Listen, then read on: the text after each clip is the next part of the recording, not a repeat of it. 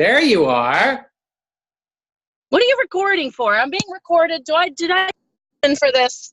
Yes, I'm recording you. It's a dirty video. Look at that. I did. Oh, No, look at that. And I'm on. Story. I want to hear your story. And I know Can I everyone turn else you this does. way? Oh, look at you. Okay. See, I'm in my car. Ah. You know, isn't this a real estate agent's like home or vehicle? Oh, hands down. Hands down. True story right there. True story. It's funny that you started in October because I started at the end of October in 2010. That was when so look at that. Look at that. Look at that. Yes. Our anniversaries are so close. Yep. Just 8 years apart. That's all. That's it. You're so funny. I'm like running around trying to get these stinking contracts, squared away and everything.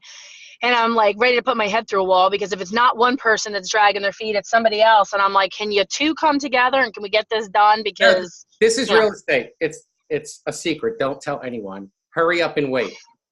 That's it right there. Hurry up and wait. So anyway, I was away from my phone and I also had to use the girls' room. And I come back and I'm like, when does he want to do this Zoom? And I'm like, 3:00. I'm like, what is he, crazy? That's when I have to catch you, though. I just have to catch you off guard because if I try to plan it, it doesn't work out.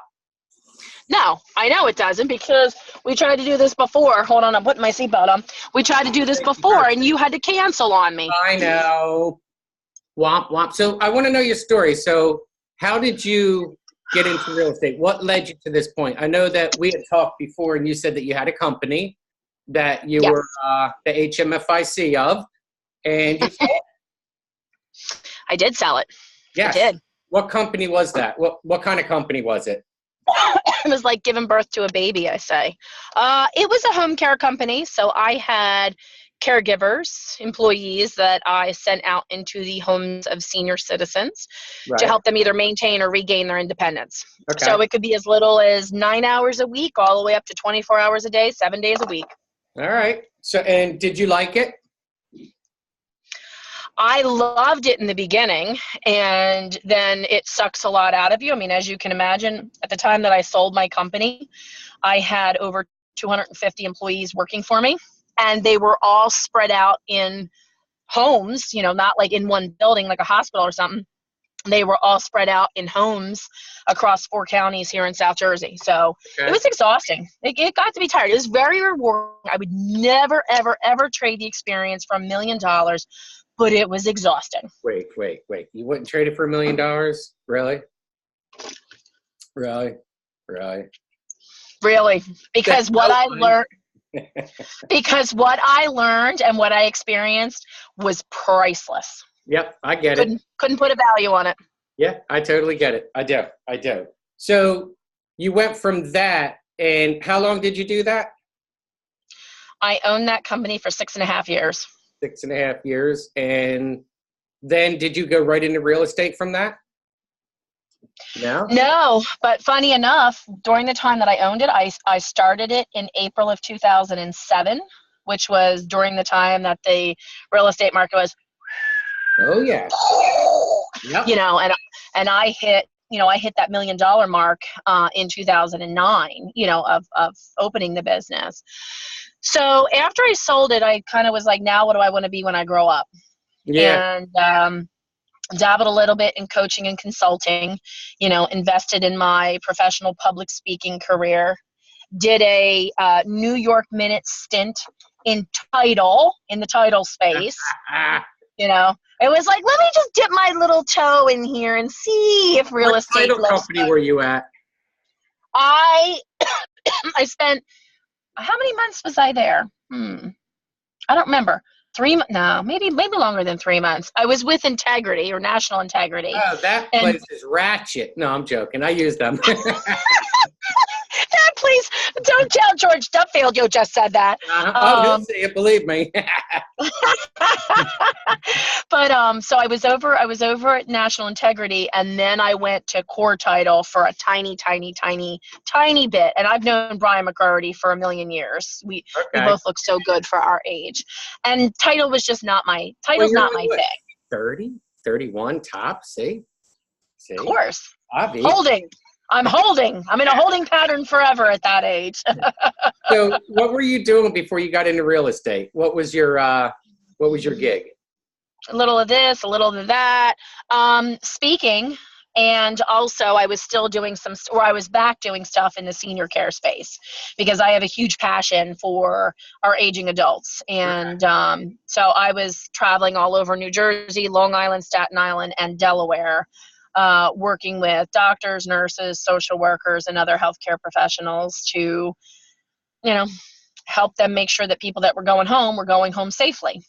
Yeah, and it's funny you say that because that's what connected me to you, because I used to see you on Facebook doing Facebook Live all the time. And I said, who is this bitch? Like, for some reason, we were friends, and I don't even know how.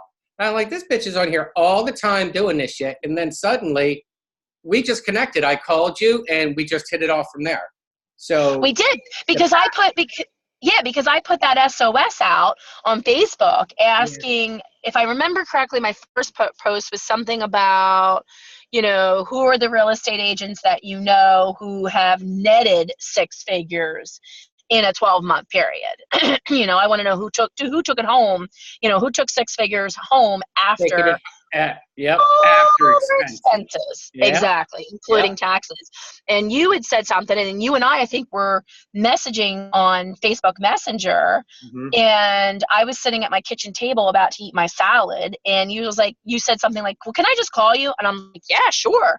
And then you called, and we sat on the phone for probably a good hour, if I remember correctly. And you were talking to me about the world of real estate and, asking me a little bit more about my background and, encouraging me to really seriously look at it. I say there are two people who were monumentally instrumental in projecting me forward to actually take the step to go to real estate school. One was my girlfriend's mom, who, when I posted about, people say all the time I should get into real estate, but I don't know, don't we have enough real estate agents in the world?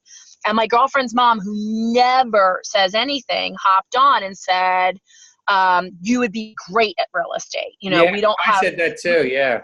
Yeah. The world does not have enough good real estate agents. That's right. That's right. And I always say people buy people. They don't buy anything else. And you're a people person. So absolutely. Yeah. Absolutely. Yep. And the funny thing is, in my journeys, I have stopped at some of the, senior care places that I know, and I've had conversations with people, and I'm shocked because two of them just recently told me, oh my gosh, we've been trying to get a hold of this real estate agent since the beginning of the year, and they've scheduled and then canceled on us, and then scheduled a meeting and then canceled on us, and we've attempted to call that person and email that person, and they haven't responded. And I'm like, why not? Because, if you have let's say, your mother or father is still alive, and all of a sudden now they're declining in health, and they need to move out of their house and go into some sort of a community setting, well, you got a house you have to sell. Yeah, that's why you have to be out there. You have to be out there and in people's faces. You can't do nothing being behind a desk. So that's why I always say, like, open houses and stuff, just getting out there, meeting people, because you're interviewing them as they're interviewing you. And sometimes it's not a good match. Sometimes it's just not a good mesh, and you keep it moving. That's all. No, sometimes it's not. And you know what? I think probably one of the most valuable lessons I learned when I first started my home care company, I can recall so vividly the very first time I fired a client, because they were a client that from the very beginning I should have never taken on. And one of my mentors is a gentleman by the name of Michael Port, and he's a 8 or 9 time New York Times bestselling author. He's also my mentor who taught me in regards to my professional public speaking. And he always said, you have to create a red velvet rope policy. Don't take every prospect of a client that comes to you if they don't meet your red velvet rope policy. Yeah, they will drain you. Oh my God. And that's exactly what happened to me with this client when I had the home care. And the day I fired them, it was so scary because they were bringing in a lot of revenue per week for me. I mean, it was a big client. But sometimes it's very empowering also. Oh, I Yeah. felt like the weight of the world had been lifted off my shoulders when I fired them. Yeah, I'm sure. Oh God, Yeah. I know. Yeah. So I've then, done that a couple times, so I know. yeah. Well, and so then the second person who was monumentally instrumental in catapulting me into real estate was you, because, you know, I think a lot of times, especially considering a lot of real estate agents, you know, make this switch, you know, of their career into real estate, um, you know, later on in life, or midlife, I should say, that you kind of think like, wow, can I really do this? Like, am I cut out for it? Would I be any good? Is anybody going to trust me to, you know, sell, or, you know, sell their house or help them buy a house, or, you know, have an investor who I can help? Are they going to put their trust and their faith in me?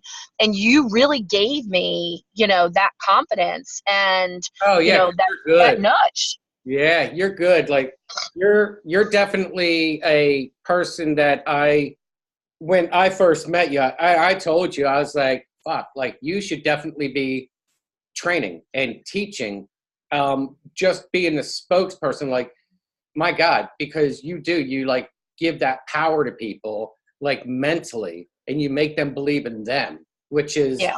that's not often coming to you. Like people just don't have that knack. Like you just have it naturally, which is amazing. Because how often do you meet people like that? You don't really. It's rare, or they're fake. No.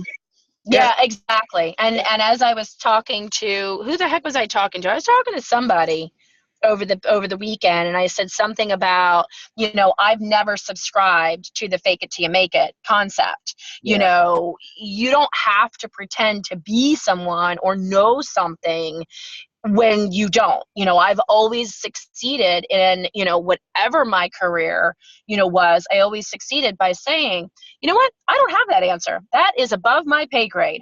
Here's the thing though, let me find out what the correct answer is. Give me your name, give me your email address, give me your phone number, assuming I don't have all of that. Give me your information, I will find out, and I will get back to you as quickly as possible. Mm-hmm. Guess what? People appreciate that. You Yeah. know, I don't pretend to hang with millionaires, you know, on yachts. You know, I don't fly to Beverly Hills and hire a photographer to take pictures of me hanging out, you know, at the Beverly Hills Hilton, sipping a glass of champagne, you know, that faux I stuff. was You just, wondering why you I know, didn't see you there. I mean, damn. I was busy working, David, working. I know, work it, twerk it. I get it. So yeah, that's what led me to you. Just watching you on Facebook. I remember one time you were on some rant about makeup, and I was like, she's so passionate. And then you were on a rant about something else, and then something else, then something else, then something else, and I'm like, everything you did, it was just you had so much passion, and I'm like, well, I gotta call her. She's a fucking nut. Like I gotta see what her story is. So and yeah, I mean that's where it connected. And just talking to you, like, yeah, I've been doing this 8 years. You just started at a hot minute. Like, but you inspire me. You inspire others to want to be better and do better. And that's a gift. Like, and you absolutely have that gift. And that's why I wanted to record this and have this, because I'm going to put it on my YouTube channel. It's amazing. And I think everyone should hear your story and what you're doing. And you never know what comes from that. You know, you might inspire some other people that you don't even know. You never know. Well, and I believe that wholeheartedly. And it's so funny that that you use that example of, oh, you know, she is posting about makeup and she's so passionate about it. She's posting about this and she's so passionate about it. And I am. And, you know, that's what, when people say to me, like, well, you know, what do you do? Or, you know, I've had people, you know, people I'm friends with on Facebook even recently say, well, I really don't even know what you do. And I said, well, because you can't put a label on me, because I've never fit into a box. And I am very passionate about many, many different things. I mean, I still use the same makeup. I love the makeup. I would sell it from the mountaintops. And if anybody said to me, hey, what do you recommend? I'll be like, here you go. You know, this is what I recommend. Go buy it. You know, and I think we do that a lot. But where my two passions lie, are really healthcare, and even more specifically like seniors, and also real estate. Because for me, real estate is a forever changing game, and I get to shine some sliver of light and hope and assistance to people who may not otherwise think that something is going to, think that something's going to happen. And so somebody had called me earlier today, and they are putting together their marketing budget for 2019. And I got introduced to them at some event, some evening event, like a wine and dine, or some type of event. And they had said, "Oh, we'd like to know what topics you speak on, because we want to hire you to come in and speak at our at our national company, our conference, our annual conference." And I said, "Well, what do you want? What are you looking for? Because I am more of an inspiration. People need inspiration. But on top of it, David, inspiration is one thing, but you have to have accountability going forward." And you and I just talked about this, about, doing the 5 a.m.er thing, and being accountability partners. I'm still like, where's the rest of the world? Like, what are y'all doing for 2019? What are your goals? I'm Yeah. freaking out because both of my listings, are going under contract. And I'm like, oh my God, I don't have any more listings. I better go find some more listings. Who haven't I talked to? Who do I need to pick up the phone and call? You know what you should do? What? You should put your sneakers on and go door knocking around your listings, because you have that innate ability to talk to people, and you would probably have people sell their house that don't even want to move. It's a true possibility. It probably is. And you know what? I think I'm going to have to take you up. I think I will have to accept that challenge, Yeah. because the one neighborhood is Collingswood. I mean, there's plenty of homes in Collingswood. There's plenty of homes anywhere. It doesn't matter where you go. Just park your car and just start talking to people. Just start talking to people. That's all you have to do. And I mean, that's your gift. Well, and I was laughing. I was thinking about you a little while ago, because I had been in an office where I heard somebody calling expireds, and I thought, oh man, that David Spencer needs to do a training with with real estate agents on any level, because this person, although very pleasant and very professional, just didn't have the same dynamics. And I haven't even ever heard you call an expired or a FISBO, which is the funny thing. Yeah, I'm in my own script. So I would rather talk to people and be honest with them. And if it was a hot mess, I just tell them, yeah, it was a hot mess, and just keep it moving. Like, nothing personal there, but yeah, your house is a hot mess or whatever. I just, and I just tell them, we'll come out and give you a price. That's all. Yeah. Either like it or you don't. I mean, the numbers never lie, because they never do. No matter how you So let me ask you a question then. I did see you start a YouTube channel, because I saw you post that video of that open house in Harrisonville, I think it was, or on Harrisonville Road, wherever you were in that house. Wherever who's the nanny picking Annie. That's right. So talk to me about your YouTube channel. What's it about? I'm just starting it. So that is me stepping out of my comfort zone. This is also, I've done a really good job at hiding behind the curtain for a lot of years and letting someone else be on stage. So when I started my own thing now, instead of being in a partnership, when I started my own gig, my boss said, you're not going to hide anymore. She won't let me. So she's actually pushing me out there. And it's a good thing. It's a good thing, because I always say you have to become uncomfortable to become comfortable. And that's exactly what I'm doing. But I'm actually having fun doing it too, which is surprising to me, because I never thought I'd feel comfortable doing it. But it is. It's pretty fun. It's so fun. So how would you feel if I came and sat down and interviewed you, and we did it face to face, and I was the one that asked you a lot of questions about your background, your experience, maybe some things that you feel, really helps, agents set themselves apart, from. Okay. Yeah, cool. Anytime. Do you have Zoom? Of course I have Zoom. Who on this planet You doesn't have probably Zoom? created the damn program. No one will. No, I wish I did. I know that's right. But yeah, I mean, we I, can set up a Zoom anytime and do it that way. That's fine. Whatever is good. But I mean, what you see is what you get. Yeah, that's no that's secret. why I've always liked you, is because I am the same way, and I say all the time, well, I say a couple things all the time, but one of the things I say is you have to get uncomfortable in order for great things to happen, because it's on the other side of that discomfort that things just kind of explode.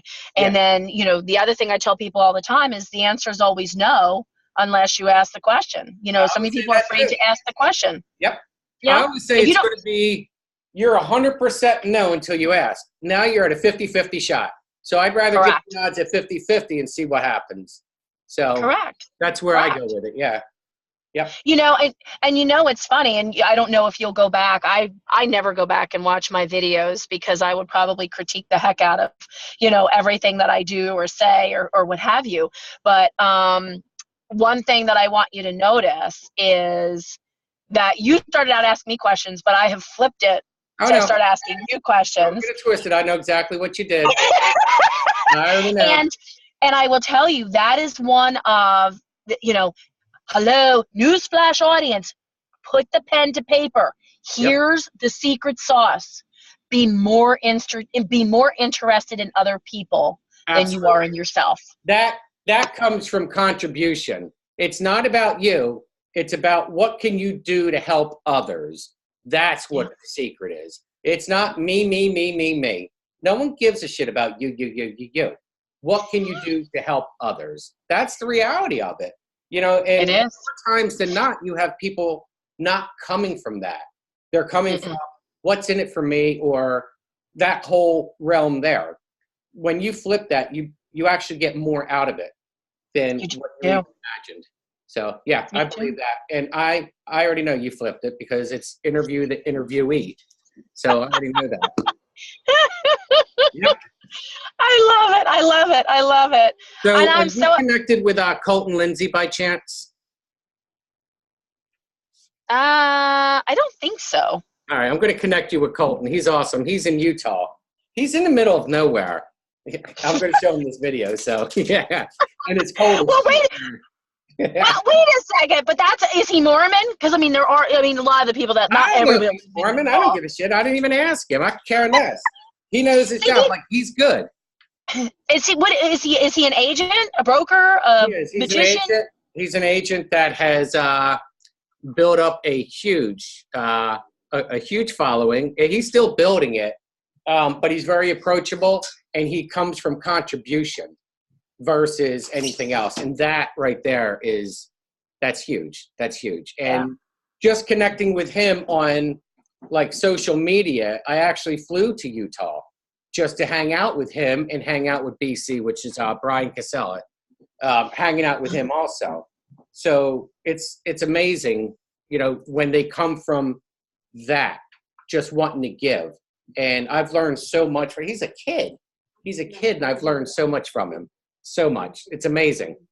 Well, see, and I think that that's great. And I tell people all the time, you have to give and give and give before you can expect anything in return. Yeah. And it's the people that go to a standstill that say, well, I'm not giving to you until you give to me. Well, I'm not giving to you till you give to me. Well, someone's going to have to, I was going to say, someone eventually is making a move. Either you're making the move with each other or you're making the move with somebody else. Yep. They can choose. And there's plenty, just like you said, there's plenty of homes to be sold, in Collingswood or any other town across the United States of America.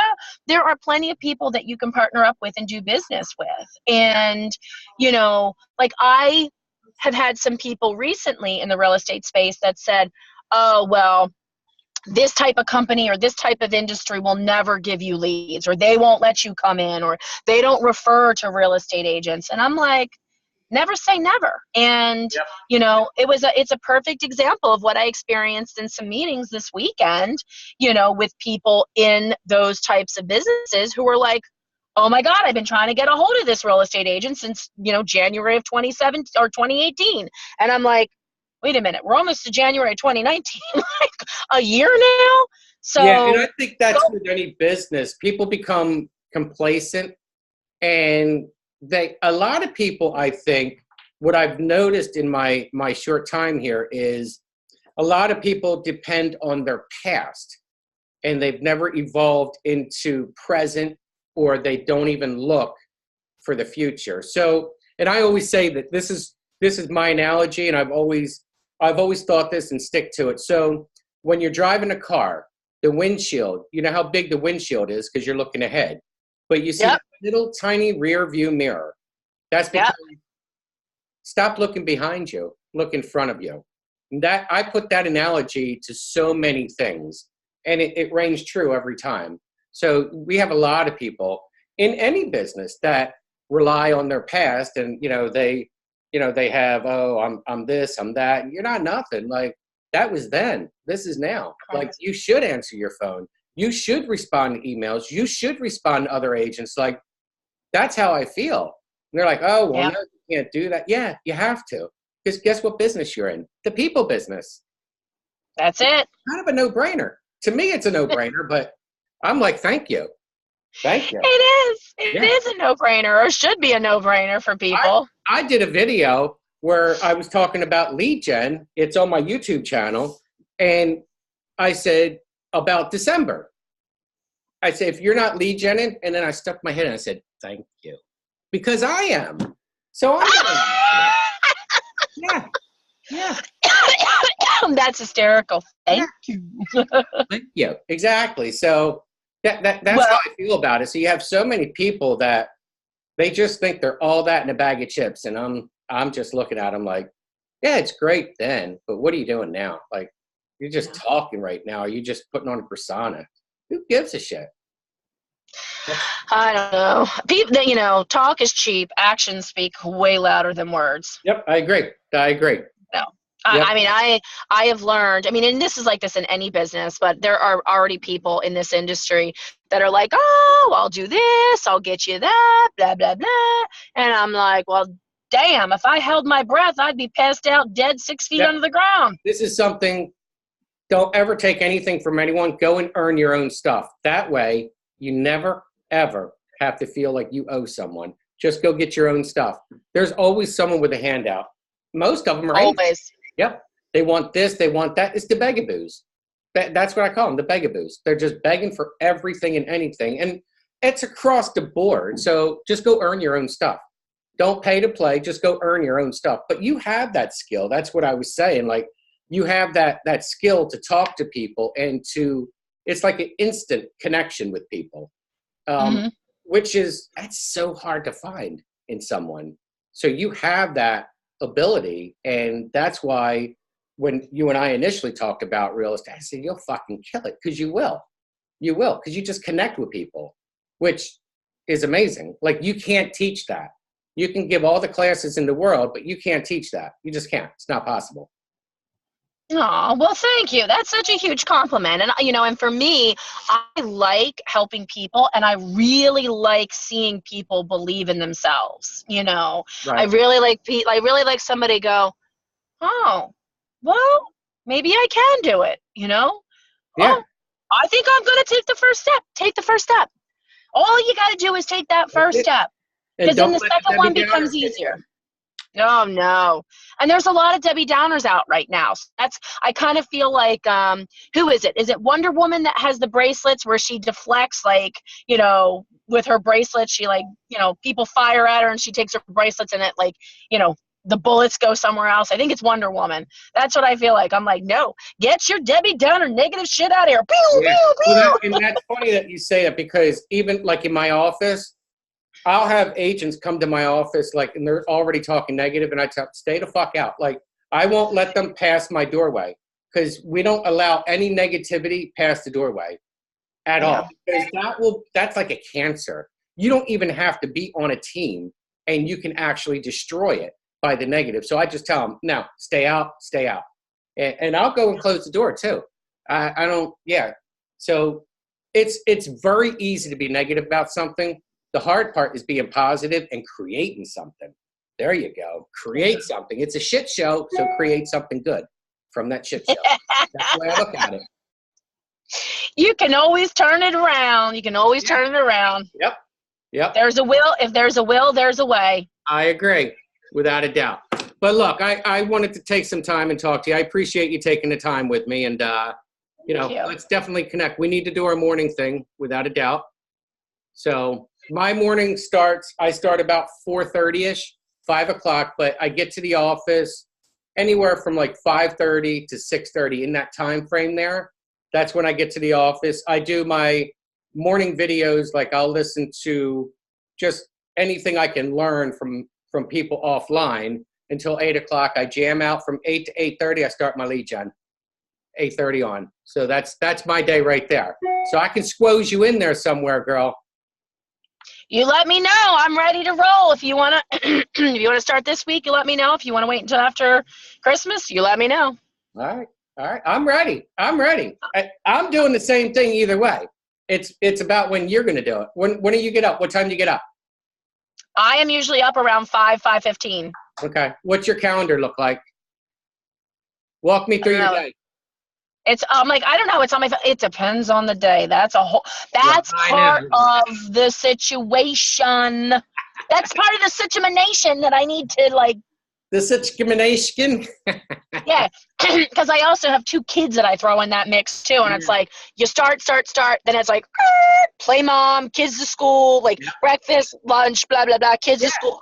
Because through all this, you still have to be a mom, you still have to be a wife, and you still have to be a person, and you have to do business. So yeah, That's it's right.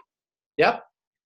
But That's look, right. we'll catch up, and I'm rushing you because you'll talk to me forever, and I ain't got that time. Shit. Oh. Listen, you got some Fizbos to call or something.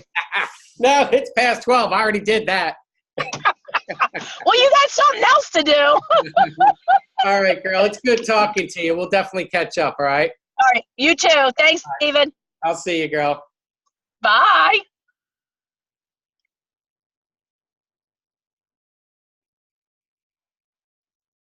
I'm gonna get going. I should talk again.